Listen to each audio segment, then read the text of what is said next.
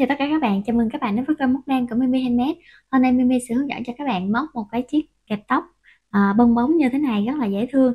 Mình hy vọng là các bạn sẽ yêu thích cái mẫu kẹp tóc này nha. Nếu mà các bạn yêu thích, các bạn nhấn like video này giúp mình và bình luận ở phía bên dưới ủng hộ Mimi bằng một cái lượt đăng ký kênh nha các bạn. Mình cảm ơn các bạn rất nhiều luôn. Và bây giờ chúng ta sẽ cùng móc cái chiếc kẹp tóc bong bóng này nha. Với cái mẫu kẹp này thì các bạn sẽ sử dụng len sợi tự do và phối màu tùy thích. Ở đây mình sẽ phối len miêu cô tông của 125g và những cái màu mình có sẵn nè. Màu chính của mình sẽ là màu trắng nha. Ở đây các bạn có thể là tham khảo cỡ 5-6 màu á. Tại vì len thừa cũng nhiều đó các bạn. Chuẩn bị cho mình thêm cái kim móc 2 hoặc là 2.5mm tùy theo cái phôi kẹp của các bạn ha. Nếu mà phôi kẹp nhỏ thì các bạn có thể là sử dụng 2 nè, còn phôi kẹp to hơn, dài hơn thì chúng ta sẽ tăng cái size kim lên nha.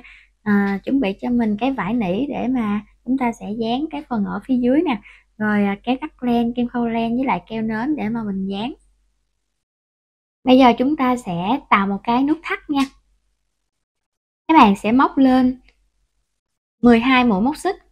1 2 3 4 5 6 7 8 9 10 11 12.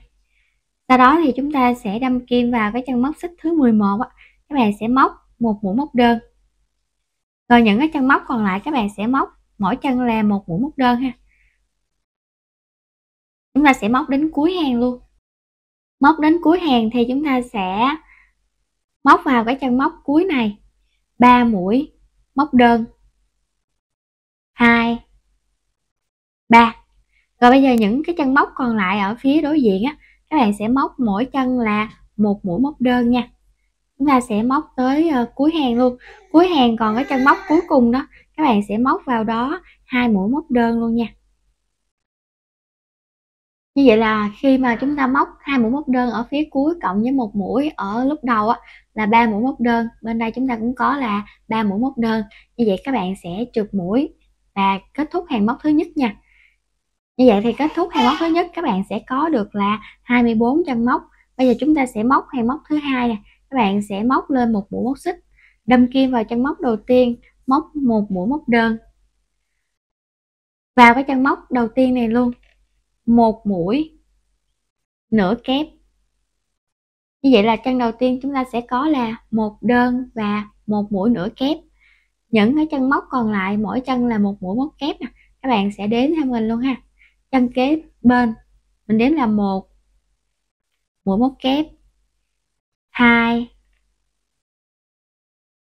3 4 5 6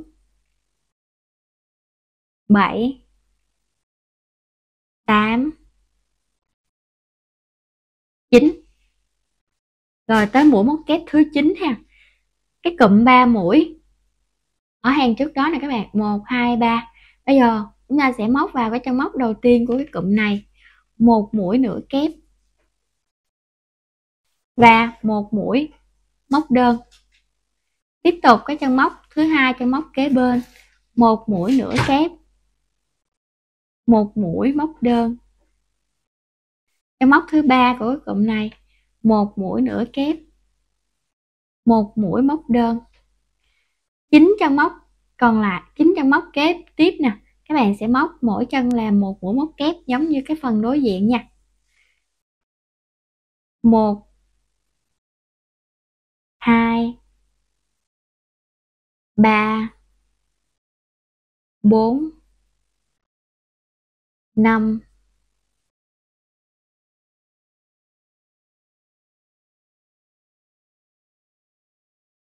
6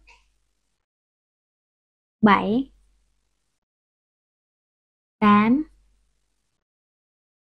9. Rồi còn hai chân móc cuối cùng chúng ta sẽ móc như sau. Cái chân kế bên này các bạn sẽ móc một mũi nửa kép, một mũi móc đơn. Tiếp tục một mũi nửa kép, một mũi móc đơn. Rồi bây giờ chúng ta sẽ trượt mũi vào chân móc đầu tiên này, kết thúc hàng móc thứ hai. Và chúng ta có được là 30 chân móc. Ở đây nó cúp cúp nè, các bạn có thể là canh chỉnh cái phơm nó lại để cái phơm nó được bằng phẳng hơn ha.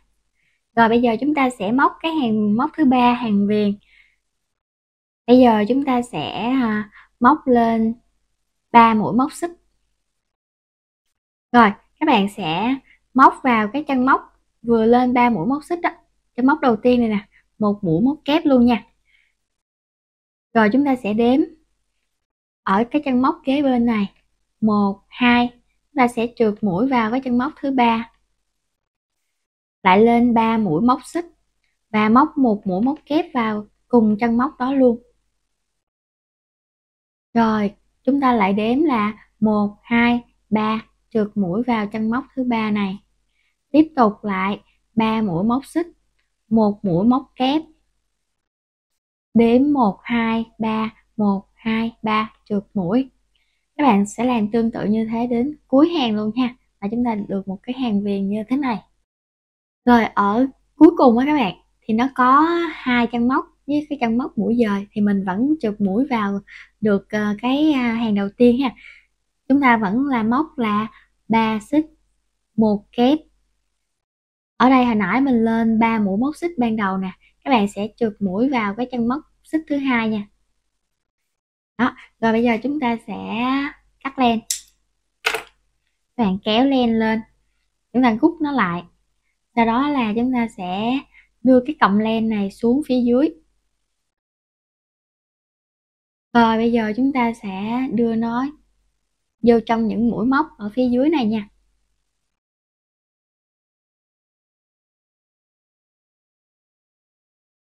Rồi cái một lát nữa cái chúng ta sẽ dán cái phần ở phía dưới này. Đó, có hai cọng len thừa thì bây giờ chúng ta sẽ cắt bỏ nó đi. Rồi cái phơm của chúng ta nó còn cúp cúp thì cũng kệ nó ha. Một lát nữa khi mà chúng ta dán là chúng ta định hình lại là được à. Và bây giờ mình sẽ hướng dẫn cho các bạn làm cái phần bong bóng nha.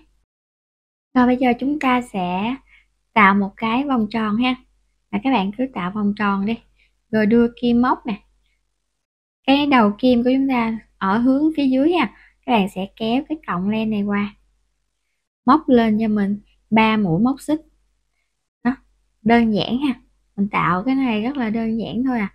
Rồi bây giờ chúng ta sẽ quấn len một vòng lên kim, đâm kim vào cái vòng tròn này, kéo len lên, kéo bằng độ cao của 3 mũi móc xích trước đó.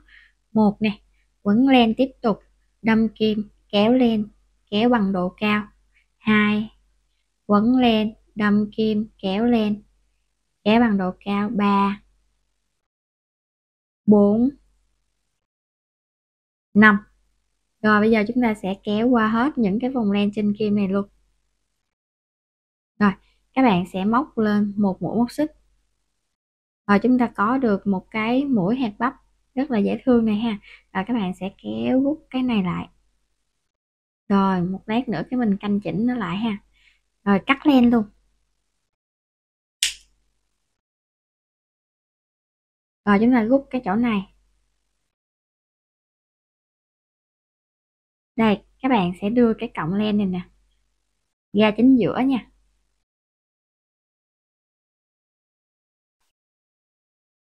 Rồi chúng ta sẽ cột nó lại.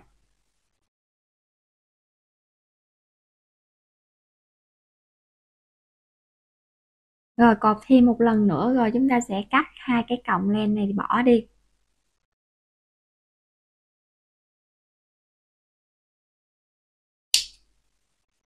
Sau đó là chúng ta sẽ định hình nó lại nha. Một lát nữa chúng ta dán á, chúng ta cũng sẽ bóp bóp nó lại nè. Rồi các bạn sẽ làm cho mình ba cái bong bóng như thế này. Bây giờ chúng ta sẽ thêu luôn ha. Rồi cái cọng len đó các bạn, mình sẽ tách sợi này ra, mình sẽ lấy hai cọng thôi ha, để cho nó mảnh hơn, nó đẹp hơn nha. Rồi chúng ta sẽ để nó vô cái kim khâu len này. Rồi bây giờ chúng ta sẽ đâm kim nè, từ ở phía dưới nè lên. Các bạn sẽ tạo cho mình một cái nút thắt ở phía dưới này đi. một lát nữa cái chúng ta sẽ dán rồi nó bít luôn nha. Rồi chúng ta sẽ để nó lên phía trên này, một cọng rồi nè, xong rồi cái bên cạnh nè chúng ta sẽ để cọng bên cạnh nữa ha, nó thấp hơn một xíu ha. Rồi để cho nó qua bên đây,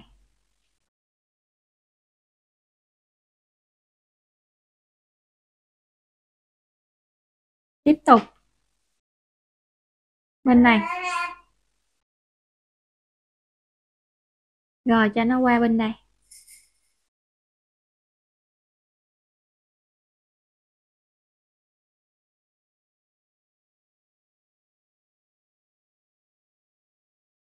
Rồi các bạn dời nó xuống chỗ này cho mình đi, khóa cái này lại ha.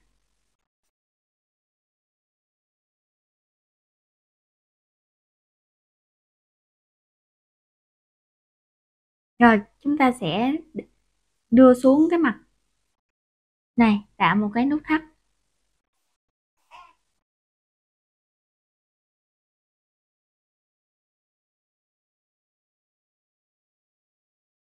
Rồi các bạn cứ giấu cái cọng len này đi ha. Rồi chúng ta cắt len, một lát nữa có gì rồi chúng ta sẽ dán bít ở phía dưới rồi nè. Đó.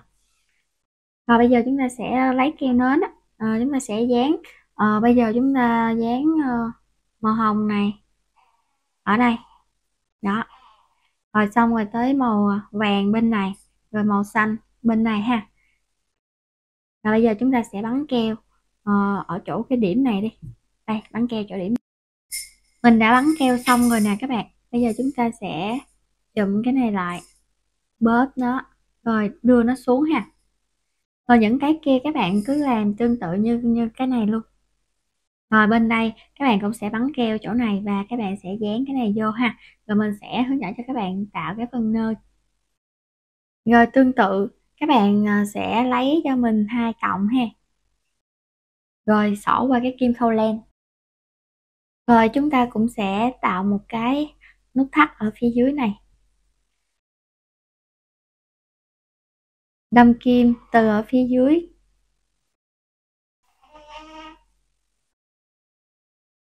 Rồi các bạn sẽ đâm kim xéo qua đây. Rồi tiếp tục chúng ta sẽ đâm kim phía bên này. Đâm kim xéo qua đây.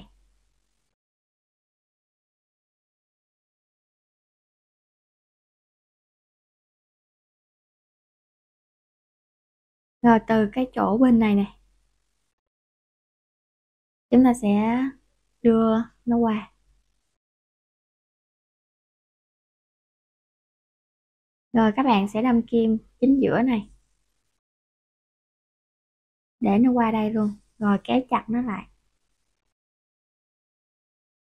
Ở hàng này các bạn đâm kim qua chỗ này, rồi mình đưa nó qua bên đây. Rồi như vậy là mình đã tạo được cái phần nơ rồi đó nè. Muốn mà nó đẹp hơn thì chúng ta sẽ để nó ở đây một cái, rồi các bạn kéo nó xuống một cái luôn nè. Đó, như vậy thì nó sẽ đều hơn đúng không các bạn? Cái này thì mình làm nó hơi khác một xíu, phần này thì nó dễ hơn nè. Rồi chúng ta sẽ đưa nó xuống phía dưới mặt này.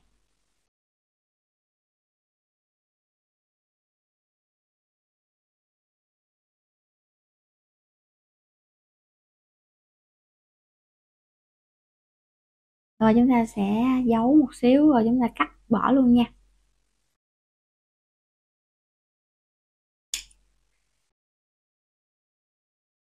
Bây giờ chúng ta sẽ ốm cái này vô,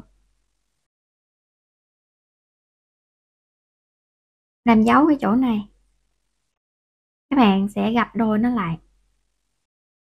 Rồi chúng ta sẽ lấy kéo cắt một xíu ha.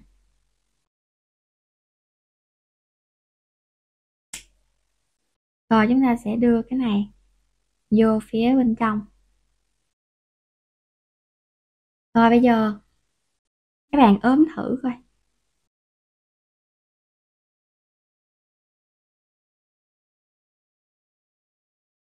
Cái phần mũi nhọn này nè, các bạn sẽ để cùng hàng với lại cái phần hoa nha. Rồi bây giờ chúng ta sẽ bắn keo hết nguyên cái này luôn. Đây, cái phần nhọn thì mình để ở phía dưới này.